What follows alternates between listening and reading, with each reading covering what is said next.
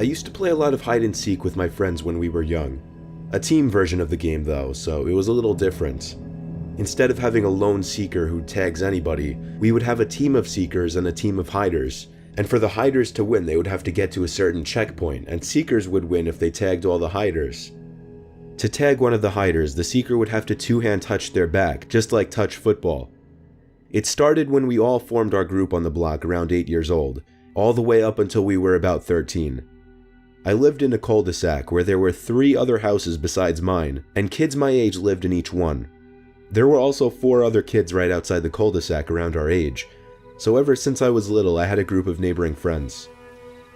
When we would play hide and seek, we would usually play in the cul-de-sac, since there was a lot of open space, trees, bushes, and each of the houses belonged to one of us, so we could use all the property space for the game as well. Plus, the cul-de-sac was right in front of our town's nature preserve park, so it also made it more fun to have the woods as an added hiding spot. It was 2008. I was 11 years old, a time and age we would still play hide and seek on Friday nights instead of going out to flirt with girls. We had only 6 of us this night, so we divided our 2 teams into 3s and split up. We were first to hide. The other team began counting down from 30, while we all went our separate ways to different houses. I ran to my next door neighbor's house and came up with a really creative idea. My friend had a green blanket outside on his patio sitting under a couple flower pots. I carefully moved the flower pots and took the green blanket, folding it over my body and crawling over to the bushes near the edge of the woods. Since our houses met the edge of the nature preserve, we could all choose if we wanted a back fence or not, and my next door neighbors chose not to have one, meaning the woods connected to some of our backyards. I heard the backyard gate open, so I quickly ran into the woods and knelt down under the green blanket. I would occasionally lift the blanket over my head to see who was there, and eventually I saw one of my friends creeping around the backyard, checking under the table and such. So while they were distracted, I waddled on my knees to the backyard of the next house over, where I could hear the commotion of one of my teammates getting caught. I lifted the blanket over my head to see what was going on, and I saw someone on the other team escorting my teammate back outside to the street. This was the perfect opportunity for me to run for it. I dropped the blanket completely and just looked around one last time before getting ready to make a break for it. Then, the most unexpected happened. The sound of a shoe on freshly fallen leaves and twigs snapped from right behind my ears, and before I could even turn around, I felt 2 hands grab my shoulders with a very strong and tight grip. I squealed in pain for a bit and screamed stop, managing to escape the grip and run for the checkpoint. I didn't make it to the checkpoint anyway though, because I ran into one of the seekers right at the backyard gates. We went out to the street where I found out that both of my teammates were already out, and the 2 other seekers were already waiting by the street. "Wait," I said. "If all of you guys are already out here, who was the one who found me in the woods?" I asked. They all looked at each other, seemingly confused. None of them owned up to it. They all swore they hadn't even gone into the woods.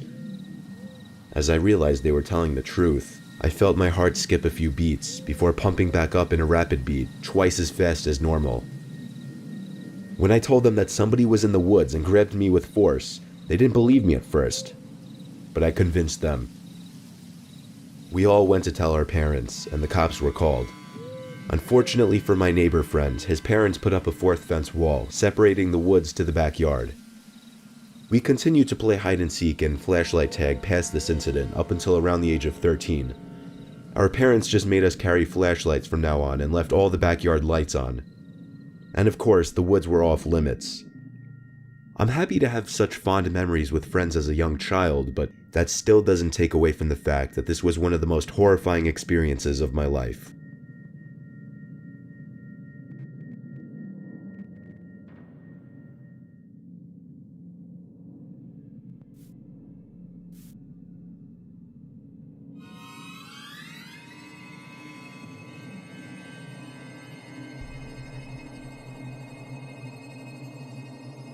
This happened when I was 10 years old.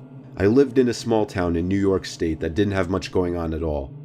The house next door to mine was vacant for the longest time, until one day a moving truck pulled up in front, and a woman, a kid my age, and a toddler stepped out. Me and my dad had been sitting on the stoop talking, so we were able to go over and greet them right away. The mom seemed pretty normal, though there was something slightly off about her personality. my dad and the mom introduced me and the other boy my age to each other. He introduced himself as CJ, and then reached out his hand for a handshake, which for kids our age at the time was very weird. I shook his hand, and I remember both of our parents laughed.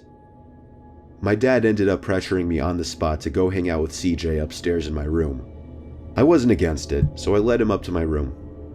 I sat down on my bed, and he just stared at me blankly, creepily. I asked him if he wanted to play Mario Kart, and he didn't even know what that was.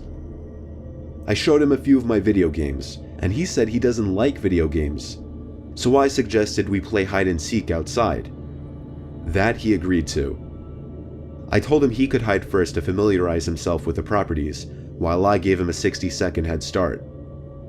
He ran into his new backyard, and I started counting down from 60. When it came time to find him, I found him in literally the most obvious place he could be. He was standing behind the chimney, a spot that I had to pass to get into the backyard. From this point on, I was starting to wonder if maybe this kid wasn't all there. After 10 minutes of an anticlimactic game of hide and seek, I said I had homework to do. He asked if he could come inside with me, and I didn't know what to say. Every excuse I came up with, he would find another way of asking to come inside. Eventually, however, he did leave me alone, and I went inside.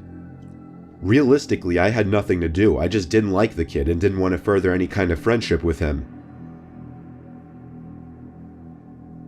That night, something terrifying happened. I awoke to a thud at my bedside window.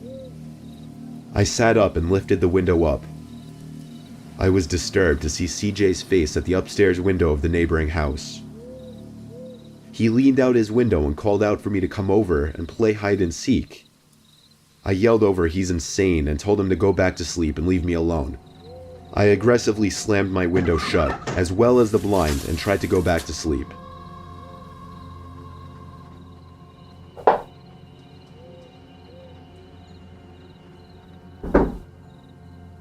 Two more times a rock or something was thrown at my window, but I ignored it. When it seemed to stop, I was relieved, and finally felt at ease.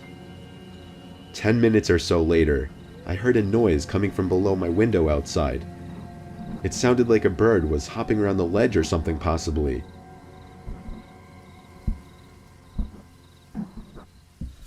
The sound kept getting closer though, and then I heard a thud come from right below my window. I didn't know what to think. What if CJ was out there? Was he trying to climb up to my window? The thought of it was so disturbing it was almost comical. Then I heard the slightest creak of the floorboards near my bedroom door. I turned to face the doorway and screamed at the sight of CJ standing at my door in his pajamas. He said in a quiet voice, "Let's play hide and seek."